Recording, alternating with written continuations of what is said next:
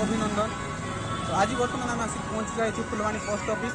तो जेहेतु आज हूँ माँ विसर्जन बहुत माने दुख भी लगुच खुशी लगुच माँ कही तो देखा चेष्टा करवा मैंने विसर्जन जब चलते देखा माँ मूर्ति फुलवाणी प्रत्येक जगह मूर्ति आस गोटे जगह विसर्जन तो आसतु जा तो देखा माँ मूर्ति तो आसतु जा और देखा फुलवाणी विभिन्न जगार माँ दुर्गा मूर्ति।